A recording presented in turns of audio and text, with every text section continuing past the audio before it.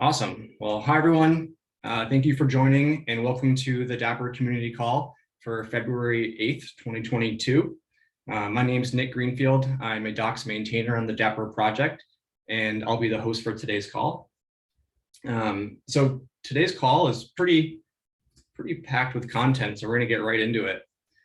We're going to start off by taking a look at the new Dapr Quickstarts that you'll soon see in the Dapr GitHub org and as well as the Dapr docs. And then Johnny and Emre will talk about some proposals on how to improve Dapr middleware. And then Patrick will show a demo of integrating plugins into daprd for standalone mode. And if there's time, as always, we'll wrap things up with an open discussion where if anything's top of mind, you can feel free to ask and we can just kind of have a little round table talk. As always, everyone in the call is muted by default except for the presenters. So if there are any questions at any point, please feel free to use the chat to ask your question. And we'll make sure that we leave time between topics to address that question or even at the end during the open discussion. And so without further ado, I think we can jump right into today's content, which is actually me kicking things off. So talking about the new Dapr Quickstarts. So I'm going to switch it over here. And hopefully everyone can see my screen. Make that a little bigger. Just to provide some context, there was a recent proposal that the Dapr steering committee has accepted, and that's really to revisit and improve the Dapr Quickstarts. So today, the Quickstarts repository that we're probably all mostly familiar with is a combination of a bunch of different examples, a lot of polyglot examples that combine multiple Dapr APIs, which is really great for real world scenarios. And for people that are really familiar with Dapr and the capabilities that it has today. But for folks that are really just starting to get, just embarking on their Dapr journey, they might want something a little bit more simplified where they can actually see the value prop from a singular Dapr API. And so the effort here is to create simplified quick starts that really focus on a 5 minutes to wow. So 5 minutes to see the value prop of that Dapr API. And so that's some ongoing work that's happening right now. And so what I'll do is I'll jump over to our Dapr Quickstarts repo and notice there's a new feature branch called new Quickstarts. And so these Quickstarts are, like I mentioned, are going to be focused on a singular Dapr API. So in this case, you see PubSub, and then within PubSub, you'll see some languages. So if you want to see PubSub, let's say in a Python mindset, you can actually go in and see an examples of PubSub in Python. And then here, you actually have different flavors of that example. So if you want to use the Dapr SDK, the Python SDK, you could see the example from the Python SDK point of view. But if you have native HTTP client code and you wanted to see that example done with just HTTP clients that Python developers use today, we have that as well. And so that's not, just to be clear, the current Quickstarts are not going away. Actually, the current Quickstarts that we're all familiar with today are being moved to a new repository. Oops, let's go back. Are being moved to a new repository called tutorials. So all of these distributed calculator, the Hello World, Hello Kubernetes, those will all be still available. But the new Quickstarts repo will be very much focused on a particular Dapr API within a certain language mindset. And so we are, this is ongoing work and we welcome contributions from the community. So if there is an API that you're passionate about in a particular language, we would love contributions to help with this effort. There will be the next day or two contributing guides. So what these examples consist of, they're going to be all consistent. So all the different languages will be the same example, same scenario across the board. So yeah, that's all I have on these updates on the new Quickstarts that are in motion. Any questions? Or Paul, feel free. You've been helping out. Amelia, feel free to chime in. Sure. Actually, Nick, should we just maybe step through PubSub and just show a couple of the design considerations we have? Absolutely. Even just stopping here, one thing we feel is important talking to folks in the community. We are starting off by leading typically with the SDK, like the Dapr SDK in the coding examples, but we've also heard feedback that just using straight HTTP with your favorite HTTP request library is also important. So we're offering dual quick starts at this point, at least in some of the languages. We'll have SDKs for all, but we'll have HTTP at least in, Python, JavaScript, and C# to start. So that's one consideration. If we go to SDK,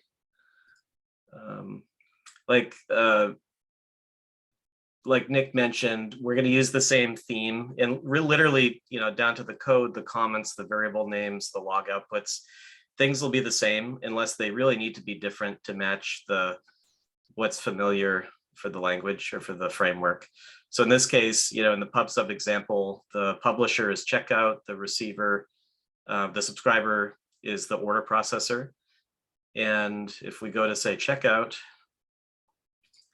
we're trying hard to follow the best practices of the languages. So here we're consistently using an app.py file with a lean set of imports, and really just letting you focus in on the key line of code, which I think in this case would be line 14, where you're going to use the SDK to publish an event.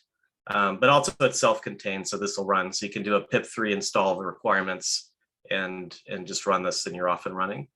If we look at the receiver, or the subscriber, this one, we started with the Flask example. So you create the Flask application. We show you how to set up the Dapr subscribe route, and then you use your favorite web API function to actually handle the route. We use cloud events. So we're trying to show all the best practices here when you have SDKs in play. And then let's contrast that with the HTTP example. Actually, also that's interesting. We have a fast API that's in the works because we hear that fast API is, really common, really growing. In that case, it's pretty neat because there's already a decorator in place. And so that simplifies the subscribe route code a bit. So we compare that with HTTP. So this one, we're actually not using the Dapr client or server SDKs. We're really just showing how you can use your favorite existing HTTP library like requests to do the work. Also, because you're not using the SDK, you have to be a little bit more careful to set up the URL and to use the environment variables to load the Dapr HTTP port. But really in this case, it's still quite simple. If you get to line 21, that's where the equivalent heavy lifting is done. Just making an HTTP post, setting the topic and the PubSub name, and you're off and running. And then on the receiver side, it's going to look really similar, where you set up a web API, you subscribe and point to your route, which in this case is orders. And just note here, we're using all requests and JSON and doing the serialization ourselves. So we're showing how, with today's code, with no special SDKs or libraries, you can use Dapr and use the PubSub. So I'll stop. I'll pause for questions and feedback. Just to contrast that with a different language, you can go in, same idea, in this case, JavaScript. Actually, C# is one that I'm kind of excited about too. We've modernized the C# examples to use .NET 6 and what they call the minimal coding pattern. So if you look at program CS, you can see C# is greatly simplified. You're no longer having to set a main and create controllers and create interfaces and pass data types all the way through. You just start writing code, and the middlewares in .NET will make it easy to use cloud events and to map a post or to create a post.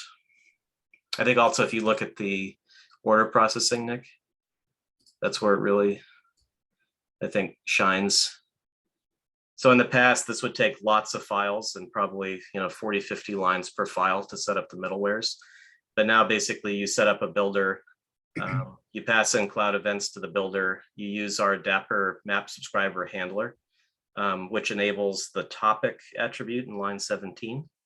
And the topic attribute also will basically set up the route for you to orders. So, not too bad for 24 lines of C# code. I think that's greatly simplified. We have some fans of this example in the chat, so great work. Okay. So yeah, again, we would welcome all contributions. So if that's something you're interested in, feel free to reach out or to even submit some PRs. That's all I have. With that, I'll hand it over to Johnny.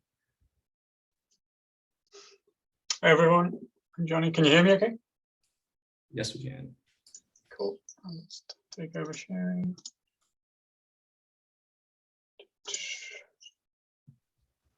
Let me know when my screen is up. Yep, we can see it. Awesome. So yeah, I just wanted to cover off a few proposals that I've got out and some work that other people are working on as well, which is really looking at can we develop and sort of round out the middleware experience as far as Dapr is concerned, because I think middleware is one of those areas that people don't really know how it fits into the Dapr story, and it's probably a little bit underutilized. And I think with a few changes, we can make the story a bit better and a bit more extensible.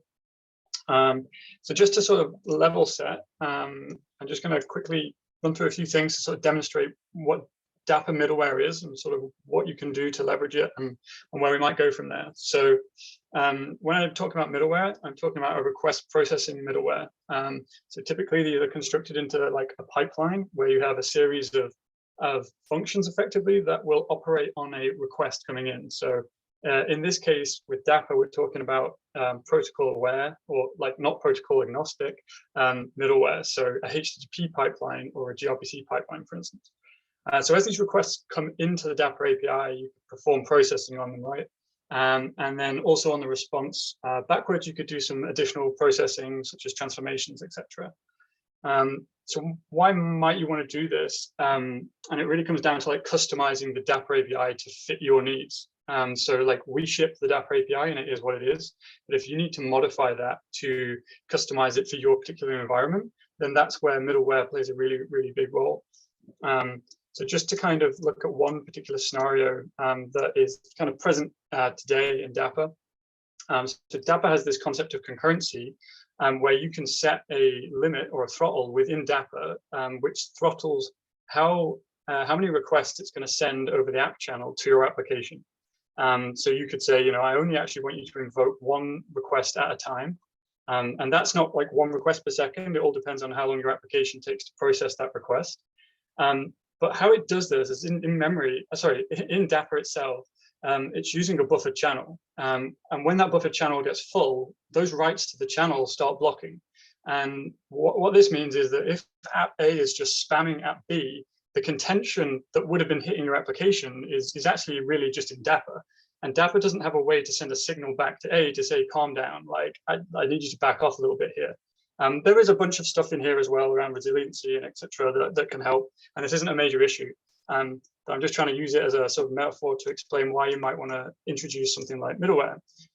So we do have a HTTP rate limiting middleware that we can apply on the caller side. And we can set a sensible limit on that side where we can actually give the calling application a signal directly back to say, back off. So this will return a 429 if you trip the rate limit. And then your application can say, okay, it's 429. I'll pause sending requests for a little bit of time, and then I'll try again. So that might be one way you might be able to sort of spread the contention within the system so that back pressure isn't all in one place. But there's loads of other uses for middleware, such as auth, and we've got a couple of auth providers, things like policy, and we do have an open policy agent integration, caching, which we'll come back to in a minute, and things like transformations.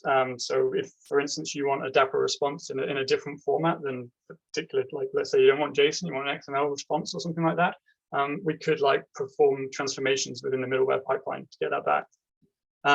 So my first proposal is that we don't have a gRPC middleware pipeline, and why that's kind of important is that most of our SDKs actually just use the gRPC client.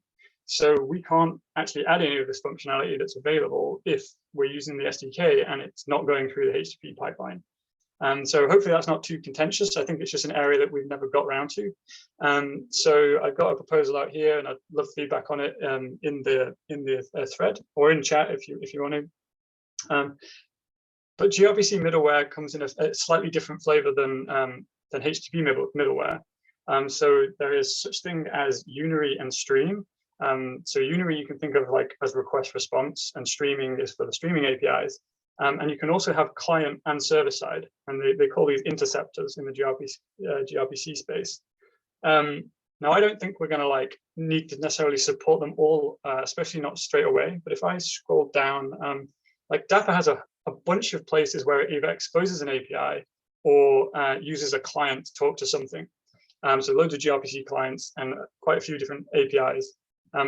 The first stage of my proposal is that we just add support for Unary server-side middleware, which will mean that it's basically a complementary middleware pipeline to the current HTTP middleware pipeline. As we start to potentially adopt more streaming APIs into Dapr API, we could start to look at exploring more server streaming middleware as well. So I have, like, as far as my proposal goes, like sort of made it a first-class citizen in terms of servers and clients and Unary and streaming, because I don't want to like close the door on potentially supporting that in the future. So proposal basically is to have a new type of middleware which can come in, component, which is a gRPC middleware, and it can come in various different flavors, so server or client and Unary or stream. And you know, out of the bat, I don't think we will support all of these, but it allows us to support those going forward. And then the same way HTTP pipelines are constructed, we just have a configuration file. But in terms of the pipeline, we actually have two pipelines. We have the Unary pipeline and we have the stream pipeline. And again, it's the same as how you would with the HTTP pipelines. You would just basically put an ordered list of middleware that you want to put in there. And then eventually, I think potentially you could even start plugging in client-side middleware, although I think this is not a necessity. On the app channel, so that if you wanted, like when Dapr calls back to application, if your application is a gRPC API, then you could potentially add in functionality there. But anyway, if you've got any thoughts on this stuff or want to look into it further, there's an issue out, so feel free to go and dig into that. There is another tab. The Zoom thing's getting in the way a little bit, but hopefully I can get through. So this one is around selectors. So at the moment, middleware is basically global, and that means that if you apply that rate limiting middleware, then you're going to get it across all of the endpoints in the HTTP server. And there is a spec already defined inside Dapr, inside the configuration, that allows us to define selectors, but we don't do anything with it. So what I'm proposing here is that we actually implement the thing that's already there. So about 2 years ago, like I did a really noddy example of like how we might implement this. But looking at the work that Phil did around the pub/sub routing with the common expression language, I think we could probably leverage that here as well. So basically you define a set of rules, and these rules are basically matches, and we will look through the endpoints in Dapr, and we will apply this middleware to the endpoints where this expression like evaluates to true, basically. So common expression language is really expressive, but it allows us to be quite complex, but quite concise as well in how we want to match labels. Sorry, not labels, but the data that we pass in. And on the HTTP side, I think like I've already done this previously. Like we can supply the path and the method and the version to the expression, and use those to then filter out where we want to apply the middleware. So, for instance, like if we just wanted to rate limit the Python app, we could use a cell expression to say, well, wherever the path is, like I'm invoking the Python app, then let's apply that middleware. So again, this is like just building on the existing HTTP pipeline. I think we could do this in gRPC, but it's a bit more complicated as there's not the concept of like applying middleware to a particular endpoint. So I think we would have to either like wrap the gRPC middleware or provide a function that we call at the top of any gRPC middleware, which basically says, should I do something or should I just pass to the next handler? It's not quite as simple, but I need to look into that a bit more. But for now, this proposal is really focused on just what's in Dapr today, but could be extended if we do support gRPC later. And then finally, this is actually a hijacked proposal by Master Yoda or Omri. It's not Omri, is it? Omra, I think. I did ask him how to pronounce it, and I'm butchering it, so I apologize about that. But basically, he wanted to add a cache into Dapr. So this would help if you were doing things like service invocation and you were calling the same endpoints, and you could cache those responses so that rather than always going to the remote instance, you could just pick up the responses from your local Dapr sidecar, which could obviously massively improve performance in a bunch of situations. And he had a good thread with Arta about how we might do this. And I think we sort of settled on middleware being like a reasonable place to add this. And then it was kind of like, well, how would you implement this middleware that uses a cache? Because what would be great is if Dapr itself inside the middleware, we could use the Dapr abstractions to store state. Because otherwise, if you were going to like store the cached state in Redis or in Memcache or whatever, you're going to end up installing an SDK and you're going to basically just do what Dapr is trying to help other people not do. So it seems like an extensibility point where inside Dapr, we could actually leverage the Dapr APIs. So there's a bit of discussion about how we might do this and just walking through some ideas. And actually, Master Yoda has basically come up with like a POC or a proof of concept, sorry, that sort of shows how we might be able to do this and actually load in different components into the middleware. But I think like longer term, you could think about maybe loading in components into other components if we restructure the runtime a little bit, and then you might be able to build like different abstractions, basically, building on the existing Dapr abstractions. If you've got any feedback on any of this or like any questions or anything, just like put them in the issues or fire on chat if you've got anything. I was just also going to mention that like I know people or particular people are looking at like WASM and how that might play in this space as well. I definitely think that's an area where we can also have extensible middleware by invoking middleware, which is basically written in WebAssembly. And then you handle the request in there and then pass it backwards, etc. And that's something that Envoy does. I think that we will probably see that in the long term come over to Dapr. And Patrick later is going to be talking about plugins. And if you think that a plugin is really just an external component, then if we can load components in middleware, then in theory, like you could also load a plugin in middleware and call an external service or something written in a different language. So it can be a very extensible point to push in custom functionality into the Dapr API. Cool. One of the things I didn't mention on the selectors is that once you do have the selectors, so where you can apply middleware to particular Dapr endpoints, is you can be more prescribed about what that middleware does. So if you know that it's the state API, for instance, you can make assumptions about the format that data might be coming in from, or things that you want to do with that data. Same with PubSub, etc. And then you can have more specialized middleware that does that particular function on that particular type of API. So I think once we've got these these proposals sort of more fleshed out and implemented, I think we could start to see much more extensibility from the middleware side.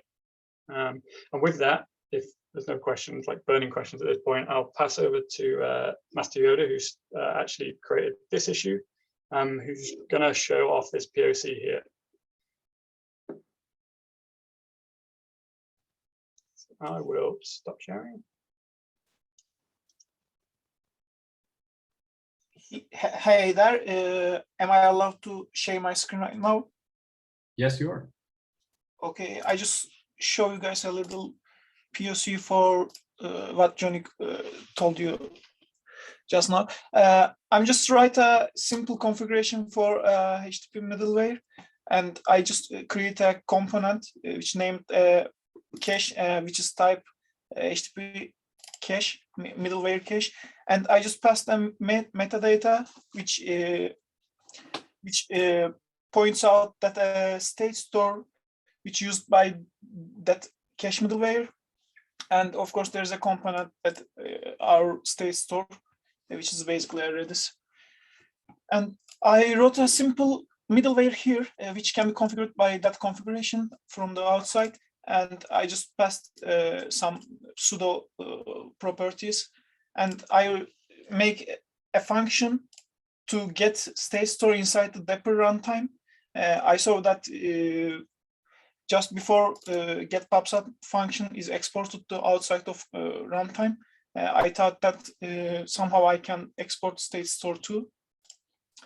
And basically, this is a basic cache logic, which first checks the cache store, and if there's a data, pass it to the response body. If there isn't any data, it passes the next handler and takes the response body and put it to state store. And when I run that,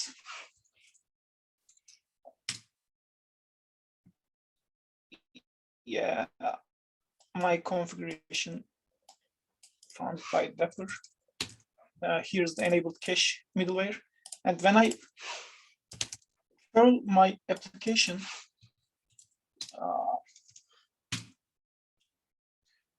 this log comes from my application, and in first request actually hit my custom API, and the second request with the same exact URI, it doesn't hit the application itself. The response comes from cache middleware, which is already processed in the state store.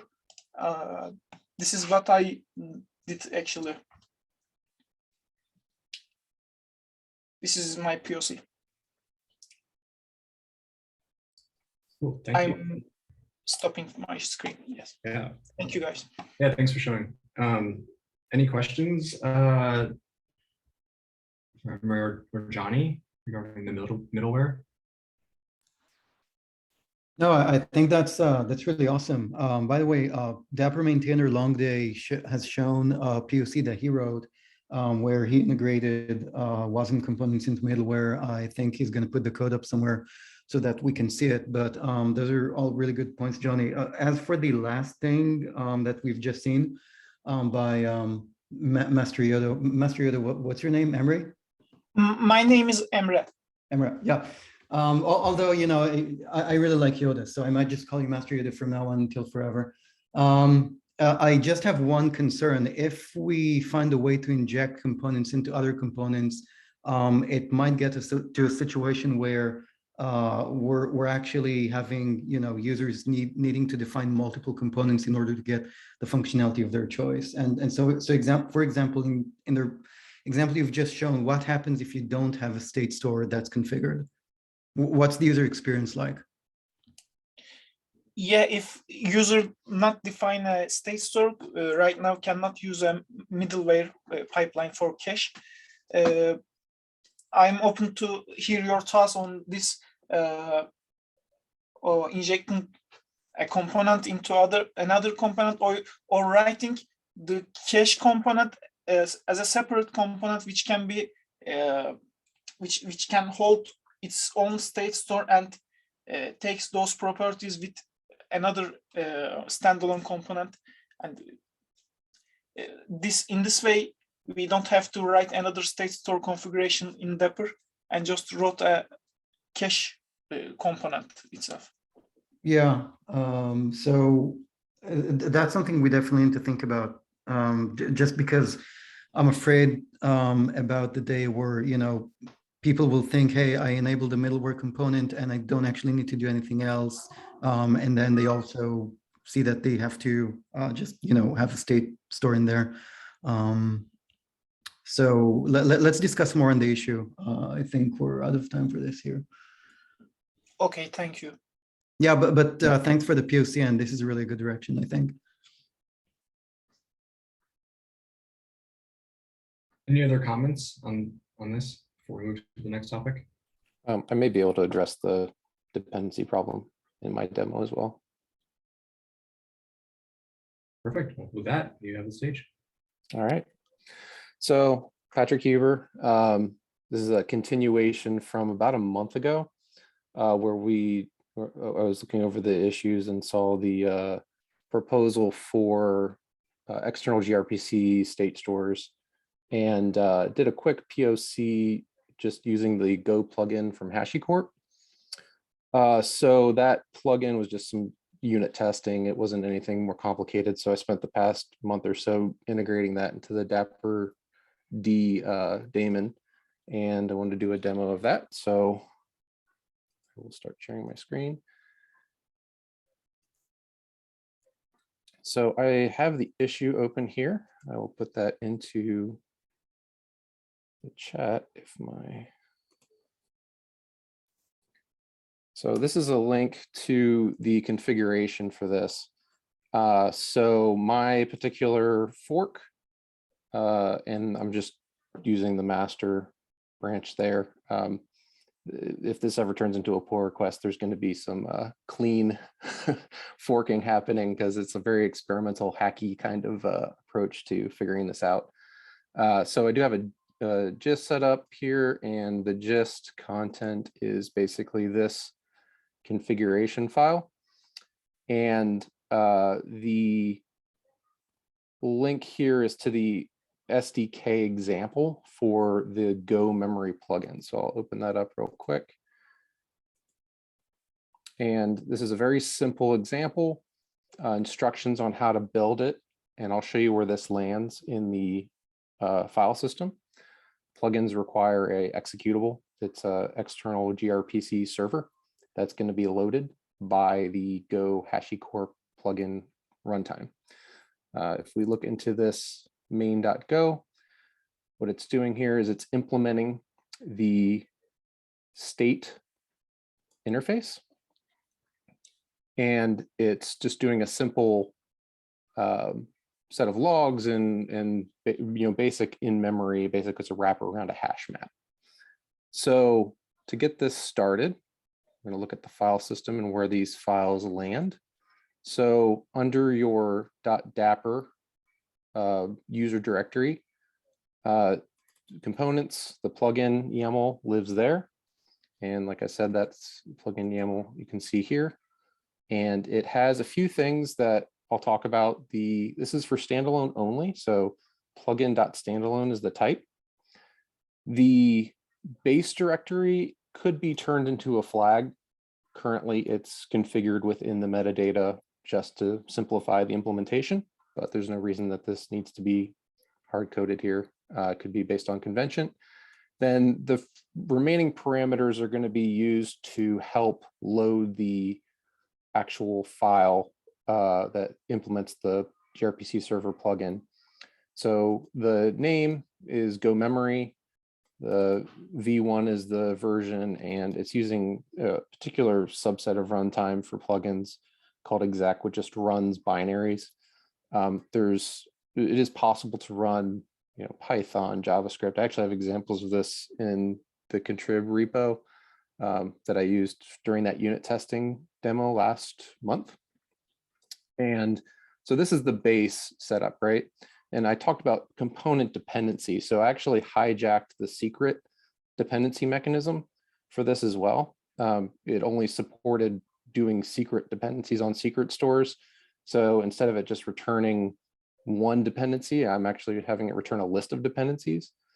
So right now what it will do is it will load the plugin first. And then if you have this plugin attribute on the spec, it will set this component to run second. And what that's going to do is load the plugin first, make sure that it's loaded, and then it's going to load the component for state store on top of that. And this will actually get hooked into the initialization of the state store, and it grabs the gRPC interface instead of trying to create it with the factory. So I can show that in the code in a second, but I wanted to, now that everybody has a good idea about what this looks like, I'll show you where the plugin actually lives on the file system. So I'm just putting it in this plugins folder, and this is the convention I was. And then Go Memory V1 exe. This is just a older version that's probably still running for some reason that got copied and didn't get deleted. So ignore the tilde afterwards. So we'll go ahead and fire this up. So right here, I have a custom build of daprd, passing in the components path, an app ID, just a random app ID, and debug level so you can see what's going on. And it's going to start up. And let me move some of this Zoom stuff here. So you'll actually see the plugin loading right here.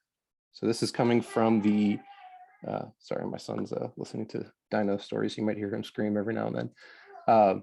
So you can see the plugin loading right here. So this is just output from the plugin logging. Hey, Caden, go over there, please. I'll be with you in a second. Sorry, he's needing some attention. So anyway, you can see it loading right here. And then we're going to go ahead and call into the plugin. So this is going to invoke the state store, and I actually loaded it as Go memory, which if you refer back to the plugin YAML, it's using the name of the state store, sorry, here at the bottom. So go ahead and this will post data to that. And then I'm going to pull the data back out. So that's pulling it back out. And if we go back over to the log output, we can see that it was called here through this debug statement. So how is this done? So I went into the runtime and implemented, similar to every other component, there's a registry component, and then there's a storage of the actual component. And then when the plugins are loaded, the components are loaded. Trying to find the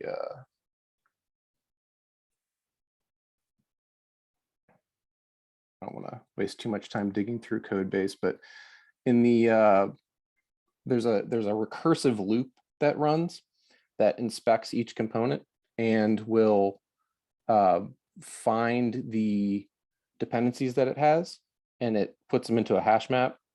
And after a component loads, it clears itself out of that hash map, as it's basically a dependency tree. That tree, in the place where it pre-processes the secret store to determine whether your component is dependent on a secret store in order to interpolate secrets into your component, I just put the check for that plugin attribute in there as well. And that forces it to wait until the plugin's actually loaded. So I believe if I go to the init state, yeah, you can see here where I'm doing the hook to check and see if the plugin exists in the plugin directory. And if it exists, so this is saying, do I have a spec for my component? So I would be loading a state component right now. Does it have plugin defined in the plugin list? If it does, I'm going to go ahead and try to load the plugin state store versus using the factory to create it. And then the check for, trying to remember exactly what method where it recursively loads the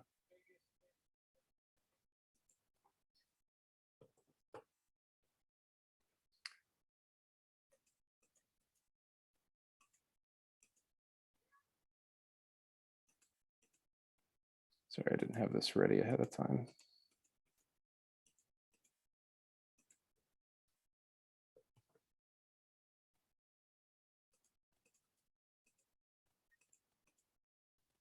There it is, go process components.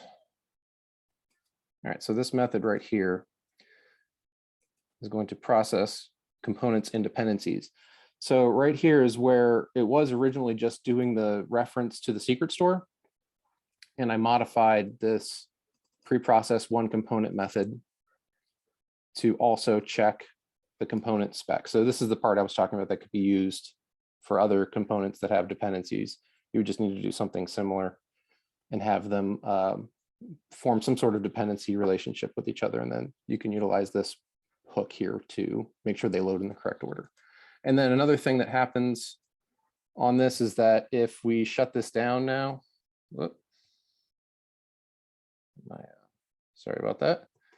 We shut this down now, the plugin is going to end as well in standalone mode. And that's because it implements closure. So if it implements closure, then Dapr automatically tries to clean up any components and implement closure. So it's doing the same thing here. So you don't have to worry about that hanging out in memory. And I think that's basically it.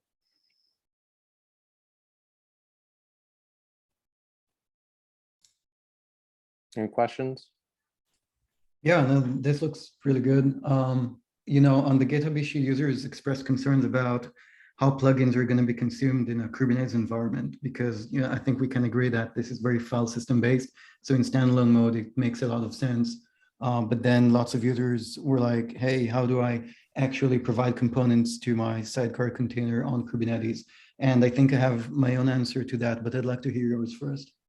Yeah, so we talked about that at length in the issue. There's different, I think the overwhelming consensus is there's a few things. Do not inject additional processes into the container because it's an anti-pattern. Dapr right now, daprd does not, it's not Docker aware. So it can't really fire up additional containers. At least that's my understanding of it. Yeah. So following the way that things are done currently, when a container dependency is needed, the CLI is actually the thing that fires that up, or it could be part of a Helm chart. All that the runtime cares about. So I'll show you in the plugin where this is actually determined. There's two directories. So plugin. There's a standalone directory and a gRPC directory, and they both implement the plugin interface. So here is the gRPC version of this, which all it cares about is it talking to a gRPC server or not. So it's just going to dial that address, create the connection, and then it stores that connection, similar to how the standalone will actually store a reference to the plugin. So we would just utilize that same mechanism to make the connection. As long as, you know, whatever the CLI or Helm gives you the dependency, then all you need is a reference to it somehow. So it could be IP port, it could be through a name of some kind, like a DNS entry. So theoretically, users can have additional containers in their pod where each container is a plugin, and they configure those through the deployment YAML, and then Dapr just registers to the local host address of the gRPC component. Is that right? Yes. Okay.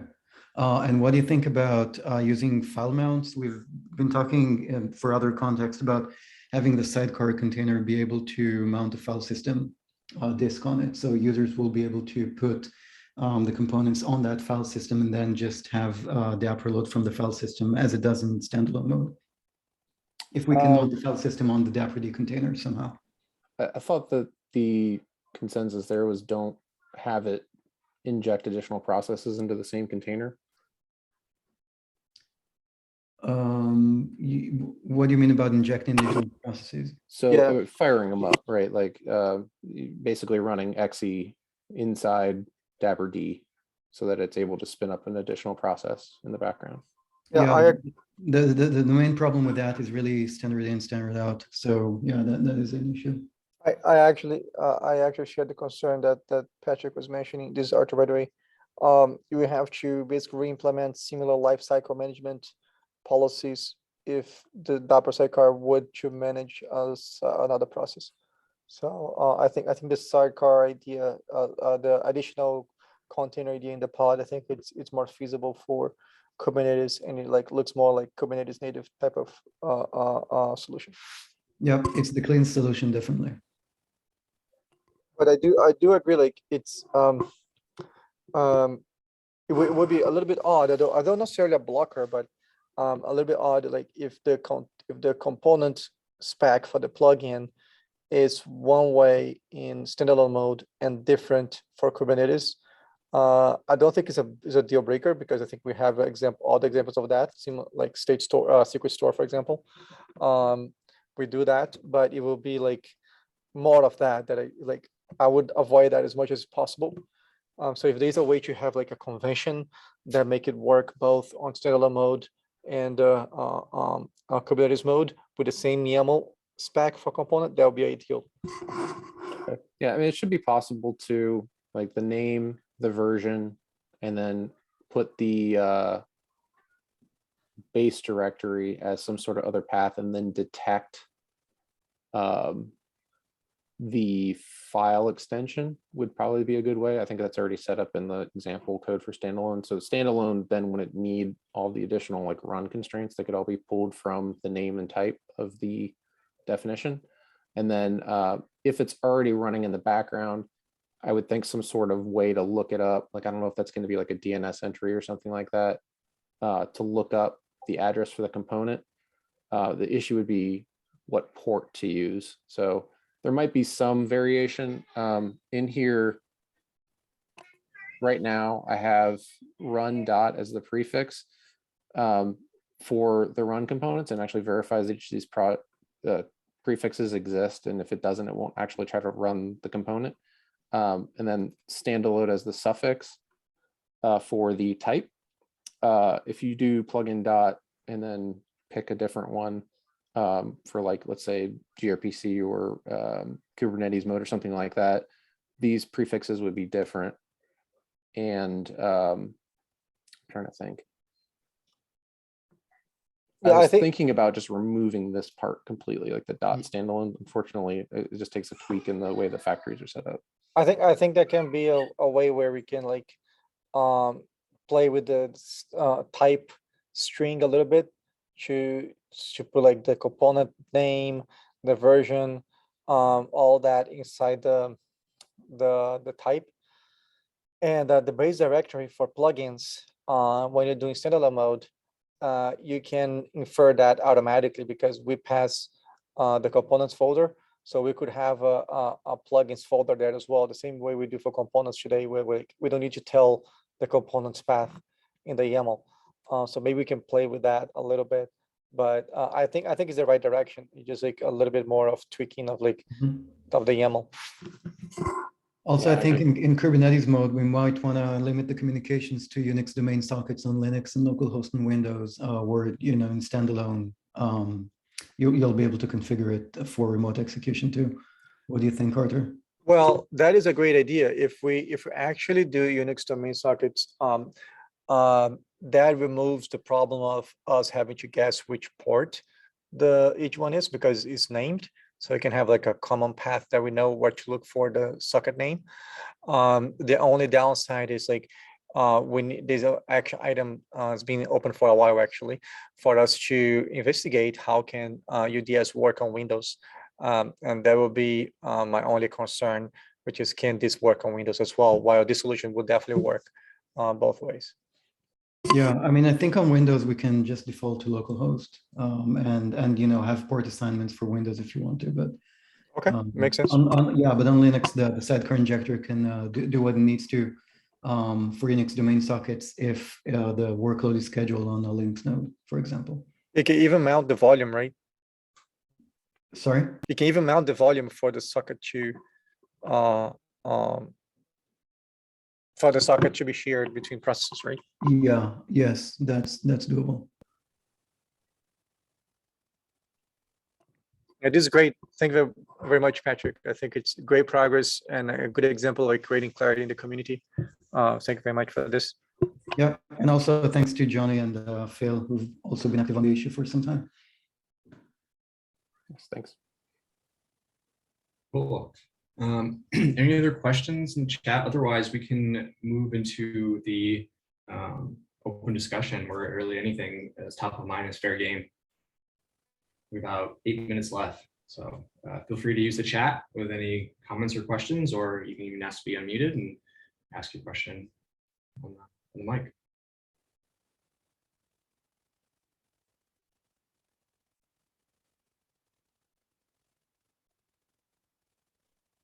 So I have a question for the broader community. Is there anything in particular you'd like to see in the 1.7 release that's coming out? You can type that in chat if you want to.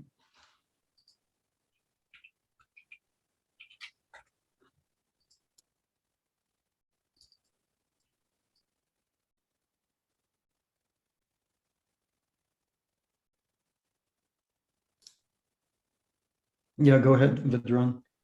Nick, can you unmute him?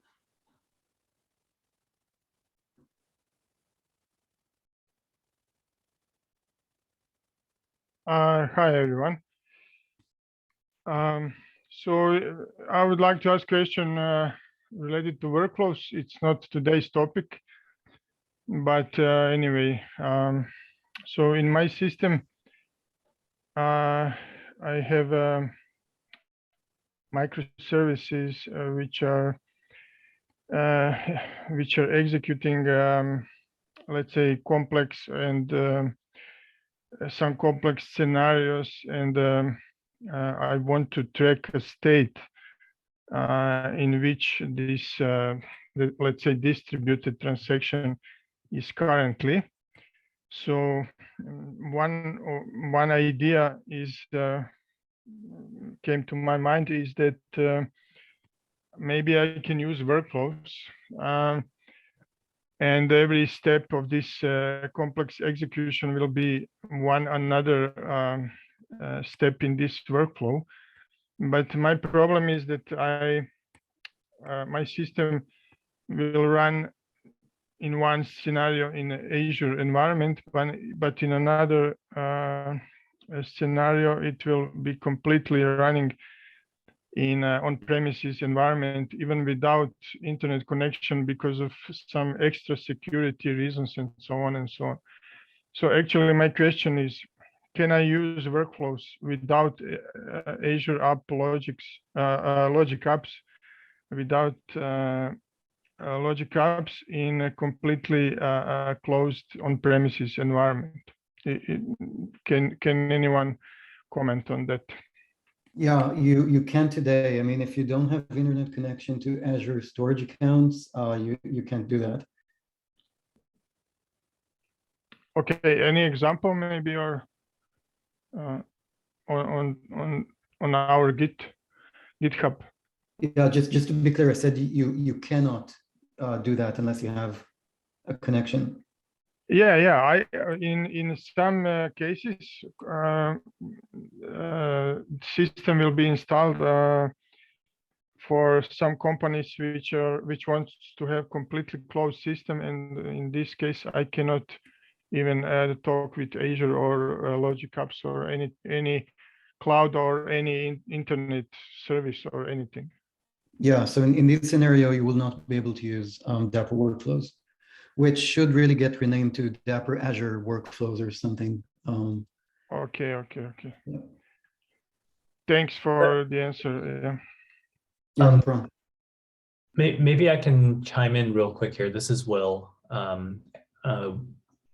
The Dapr Workflows is something that we are putting some thought into, and specifically around does it make sense to do a Dapr sort of workflow specific building block, because right now we have the ZB workflow engine as a Dapr binding that was a community contributed component, but it sounds like Vedran, hopefully I'm not mispronouncing your name, but it sounds like your use case is going to be a pretty interesting one, where you want like a workflow solution that can span multi-platform environments.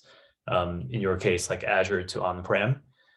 So I think there is a play here for kind of a Dapr solution that makes the workflow integration smooth across these two different platforms. So definitely let's connect offline. I'd love to learn more about kind of your use case specifically, and see if there's anything we can learn from there as we think about this space a little bit more. Yeah, it will be great. I will just share my issue from GitHub in a chat, so we can continue discussion there if you want. Perfect. Thank you so much. Yeah, thank you. I want to make sure we have a couple minutes left. There was a question that wasn't related to the 1.7 comment that Yaron had. There was a question from Seth for older legacy apps. Is there any guidance around running daprd as a standalone service on Windows? Seth, I can actually unmute you if you would like to clarify or to add any details to that question. Sure. Hey, hope you guys can hear me. We're just starting the journey into the Dapr world here at our company, and we've got some older legacy IIS web apps, and I'm interested in just understanding the feature set around running like the daprd sidecar as a process, possibly on a Windows server outside of Kubernetes, so that it can participate in things like, secret stores and storage and stuff like that. And if there's any guidance on running this thing standalone, like on Windows, not necessarily in like, I know currently it's all really Kubernetes based or something on like the Linux flavor of the world, right? Yeah. Yes. Hey, Seth, there's a company called Man Group, and they're running Dapr on legacy Windows machines. If you look at the session where they spoke about it in DaprCon, I think that's worthwhile to look at. And also they wrote a .NET project called Dapr Sidekick, which really helps with the lifecycle management of the sidecar in these legacy environments. So you might want to take a look at that. I'll put in the chat if I can find it real quick. Otherwise you can reach out to them on Dapr Discord. You just in the general channel, just ask the question there, and I will direct someone to help you with it. But other than that, it's just you might want to use the Dapr CLI maybe, or just have some sort of process in a Windows service to kick off the daprd process and watch its life cycle. But yeah, thanks, Arthur. No, Mark, for the video. Yeah, What Man Group did, I think, is the best way to go about it. And they've already written a tool that helps them do that. So I would really look at that. yeah, it's important to note that Dapr isn't tied to Kubernetes. And in fact, Man Group did exactly what you just described, that they run Dapr on Windows machines and they start it as a process and just run it as a process. And there's no Kubernetes running, they just run it on a set of VMs themselves. And they actually run it with legacy Windows software as well. So they use WCF and launch it that way. So they did a ton of work to make sure that Dapr works well on just this sort of VM running on Windows. So yes, Dapr's not tied to Kubernetes in any way. Great. Hey, thanks for the information. Great. And if you want us to put in touch with Man Group, they'll probably give you some guidance as well. So reach out to them. Awesome. Well, thanks everyone for attending the call today. And thank you. Extra thanks to the community presenters. Really appreciate it. We love to see it, the presentations from the community. So that concludes today's call, and we'll see you in 2 weeks. Thanks very much. Thank you, everybody. Thanks, everyone. Great community call. Bye-bye. See you guys. Bye-bye.